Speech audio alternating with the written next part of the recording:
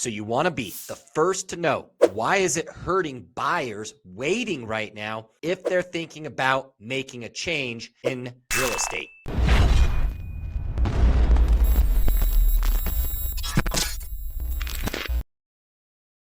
Well, on this month's edition of the Denver Metro First to Know, I'm going to walk you through some interesting numbers that have dramatically changed over the last 2 months because percentages now on high numbers equal a lot more than people think. So let's dive right into what's happening with the median closed price. As you can see on the graph, the median closed price ended last month at $615,000, which was up 2.5% month over month. But that number of 600,000 was actually 590,000 a month before that. So over the last 60 days, we have seen the median closed price of single family homes increase by $25,000. Now remember, this number of 660, meaning where was that number this time last year? It's down 7%. So you're right. We had to give back some of the mania that happened, but that time period is over. Now we've been on a 90-day rise every single month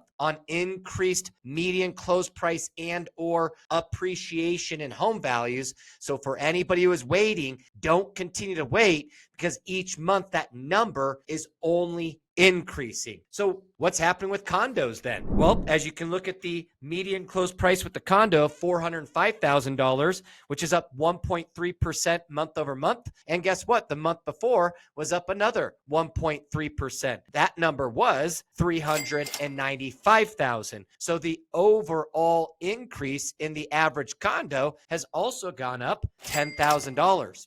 What is this telling us? Well, as you look at just overall the correction in real estate regarding home values, is that that period is over. And now we're seeing modest stabilization with the increase of home prices. Though the challenge for a lot of people that they don't understand is the home values are so significant or great here that even a small percentage is a lot of dollar increase for the people that are continuing to wait. So let's look at some other important numbers. First and foremost, as you look at the prediction of what's going to happen in the future is based off supply and demand. So let's dive right into supply. You can see that the active listings on the market was 4,196, which is up 50% from last year. But remember, last year, there was 0 homes available on the market, driving the mania that many people experienced. However, month over month, it's only up 1.2%, which month prior to that was down 20%. This is usually a time where we start to see a lot more active listings on the market.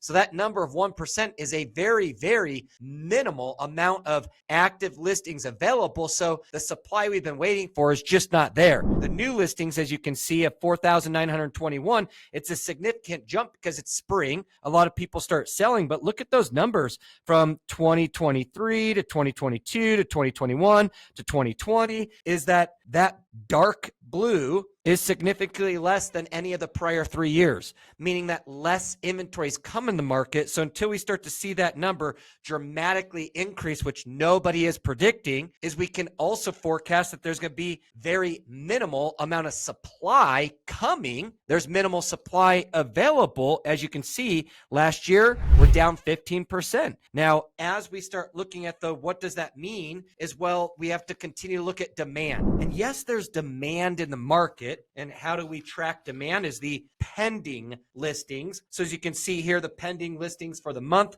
of 4,236 is overall, that number is down again 11%. So the activity or demand is down about 11% year over year. But look at that, month over month, 22%. So a lot more pending listings happening, even though we're not getting a dramatic amount of new listings. And that number was up 13% the month prior. So what this really means is the demand is there for the active available inventory, but the challenge is the home prices are modestly gaining. So for a lot of people who've been thinking about selling to purchase something new, now's a good time as you start looking at the overall appreciation is back into the month over month homes. Now, the months of supply, the interesting thing here you could see of 1.1 is that last month we were at 0.9 months of inventory. And so not a huge change. And at 0.6 you saw of last year increase year over year, is the typical seller's market starts at 4 months of inventory. We're at 1.1, which as you can see is very, very low compared to the numbers of where we're at 2020, 2019, 2018. We just went through some crazy times of the pandemic and no homes available. So therefore, those changes are starting to stabilize. Average days on market, 37 days. So as you look at last month, it was 47 though. So the nice part is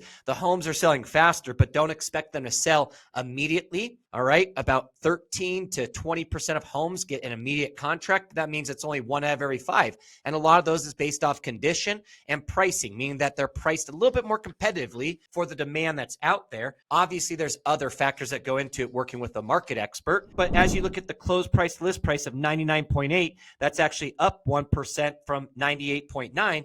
So the pricing strategy is most likely what you list at, you're going to get if you do this well with the right preparation, promotion, and pricing. And so overall, in this month's edition of the First to Know is hopefully you're sharing with a lot of people that are waiting is that the increase in home value of $25,000 in 2 months is what they're paying now compared to having done this in January. And that numbers can continue to increase as we continue to see limited supply and demand available for the homes that are on the market. So it's a good thing for everybody. However, we definitely need more supply. So those thinking of selling, I'm hoping that the information and intelligence you receive through these First to Know national housing market updates helps you separate what you're hearing in the headlines, which is a percentage or a number to create capture of clicks and or most likely terrify compared to clarify, which is what I'm hoping to do in the non-biased segments of what you get in our market updates. So from me to you, thanks for always watching. I hope your family's doing great. And here's to spring. Many people are looking forward to, which is summer. And we'll keep you updated week over week. What's happening in the real estate market. From me to you, talk to you soon.